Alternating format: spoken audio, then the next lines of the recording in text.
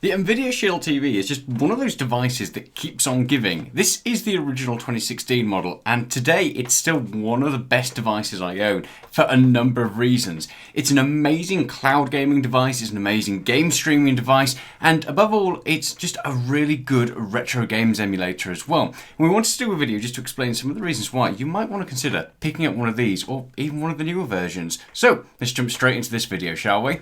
So I've been a very big fan of the Nvidia Shield hardware for quite some time. I kicked it all off with one of the Shield tablets and I absolutely loved it, apart from then it got the old battery issue where they would potentially blow up and set on fire, so I had to return it, which was a bit of a shame. But then I picked up the Shield TV because it had a more capable processor in there, and I figured, you know what, I may as well give it a go. Now, obviously you hear that this is from 2016, so straight away you'd think it was pretty much useless at this point, or not particularly capable of doing much, but this thing is still an absolute beast. The Shield TV ships with the Tegra X1 chip, which is basically the same sort of chip that you'll find in the Nintendo Switch, and it's one of the reasons why Nvidia didn't continue with their old Shield tablet lineup, because ultimately they'd then be competing with the Switch. So they kind of had all of their eggs in one basket with Nintendo, and it's a real shame because they made some killer hardware that does so much. As well as the Tegra X1 chip, it also has 3GB of RAM, which obviously isn't massive, especially when it comes to Android, but this thing seems to be able to pull it off exceptionally well.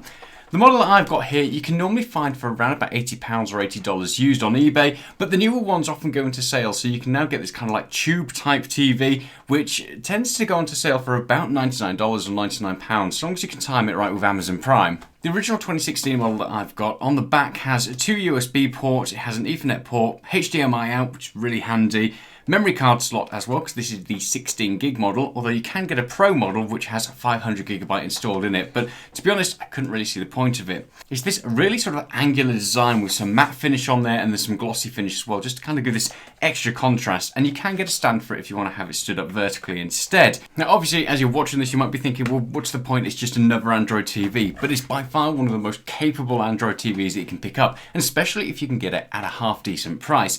So this thing really packs a punch. When these first came out and the Shield tablet was out as well, Nvidia worked with a lot of different partners to be able to get some real games on there that weren't just your basic Android games. So the likes of Half-Life 2, for example, you could play that on here, which was awesome. Borderlands the pre-sequel, the Tomb Raider remake as well, that landed on here. There were so many different sort of PC games that got ported across onto this device that it looked really promising for the future of it. But then they made the deal with Nintendo and the focus kind of slipped away from porting PC games across to this, but there's still a really good library out there that you can play on this device.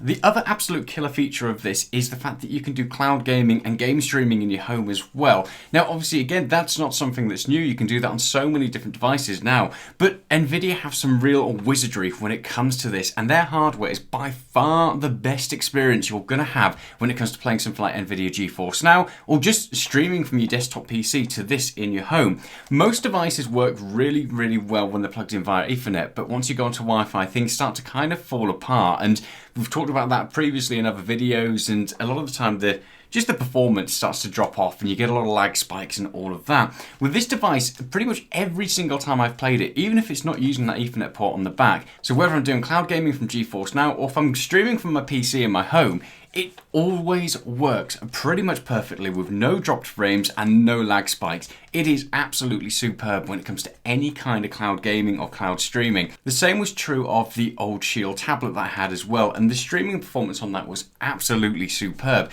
So if you are the kind of person who's just looking to pick up, I guess, a living room console on a budget, then this is absolutely awesome. You'll be able to play some really good PC ports that have come across to this. But if you are in that cloud gaming ecosystem at the moment and you're using Nvidia GeForce Now, this thing does an absolutely killer job. There's no need to buy like a low-end PC or try and stream it onto some other hardware.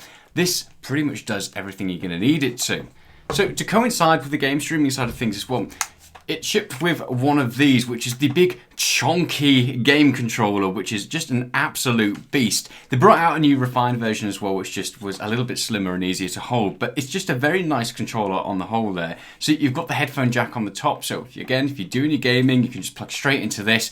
So one of the great things about this is the way it connects directly to the device rather than having to use things like Bluetooth, which basically means that if you are doing cloud gaming, there's going to be less wireless interference with that, so less chances of lag spikes and dropouts and interference, which was a killer feature of these at the time.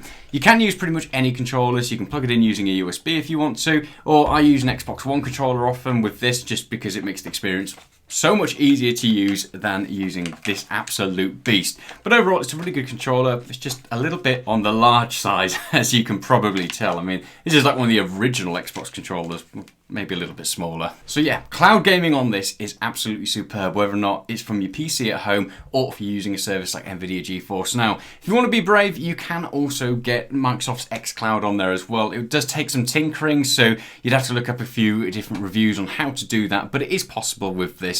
So another avenue to play some cloud gaming as well. Now, one thing I hadn't really used this for was things like retro games emulation. And since we've done a lot of coverage of that on the channel recently and how much some of those devices retail for, I decided it'd be worthwhile actually trying this out. Now, one of the great things is you can download RetroArch directly from the Play Store. It doesn't cost anything at all, and it's all through the Play Store, so you don't have to worry about sideloading any apps or searching for the APK. You can just literally do it through that. Once you've got RetroArch installed on this device, it's literally just a case of installing your ROMs. So memory card with your ROMs on it, pop it into the back there, and bam, you are pretty much ready to go. Now, when I kicked it off, I wasn't really too sure what to expect from this, so I loaded up the N64, played some Mario Kart, and it just absolutely blew me away. Along with things like Mario Kart, I decided to play GoldenEye and Ocarina of Time, and those games performed exceptionally well. The whole thing was pretty much a bit of a surprise, and I knew it was going to perform relatively well, but I didn't expect it to perform as well as it did. And you can pretty much play all of your old titles. If you want to play PlayStation, Dreamcast, I loaded up PSP as well just to take God of War out for a spin, and again, that performed so much better than any of the dedicated sort of handhelds that I've been using recently. And considering these retail for £100 to £140, then this makes it a much better value proposition, provided you don't want something that's portable and on the go, because obviously this isn't going to provide that. So when it comes to retro gaming, if you're the kind of person who wants something that's going to be set up in their living room, maybe set up just where your PC is or in your games room, wherever, this could be a really, really good little device.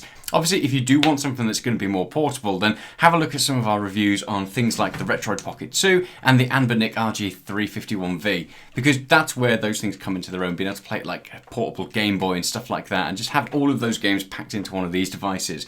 However, if you're the kind of person who wants to save themselves some money and just have something that is going to be a dedicated sort of desktop console or living room console, then this thing is absolutely killer. Now, obviously, I've mentioned a lot about gaming there, and that's because that's primarily what I use this for, and it has never let me down. But it's also a really good media experience as well. So you can download all of your TV applications, so your Netflix, your Amazon Prime, your Disney, and they all look absolutely fantastic. And this does output up to 4K as well. So if you have a 4K enabled display, then you're going to be able to get 4K performance from this.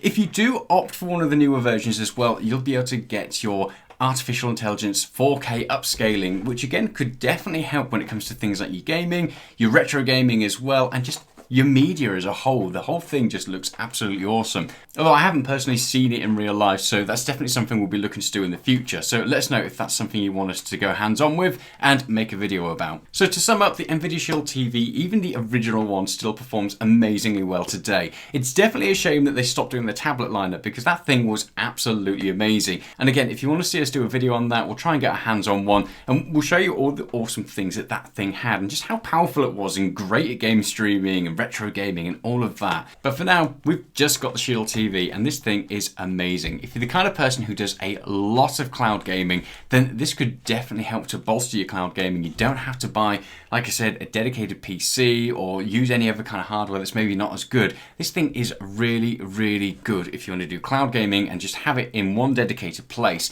Also as well, if you are that retro gamer who wants something in their living room, in their desktop, in the games room, whatever, this thing is absolutely killer. And just overall, the whole package that this offers just makes a great living room TV unit. So definitely worthwhile checking out. If you've got any questions, as always, be sure to ask. And yeah, I'm pretty surprised I've not accidentally flung this out of my hands yet, but it's an incredible device. Ask away in the comments and we'll do our best to answer. And if you want to see anything in the future about this type of device, if you want to see us get our hands on one of the newer ones and show off things like the 4K upscaling, then we'll do our best to make that happen. In the meantime, make sure you hit that subscribe button, because it just really helps the channel to grow and, you know, prompts YouTube to show us off to a few more people. And we'll be back in the future with some more awesome content. In the meantime, see you later. Bye.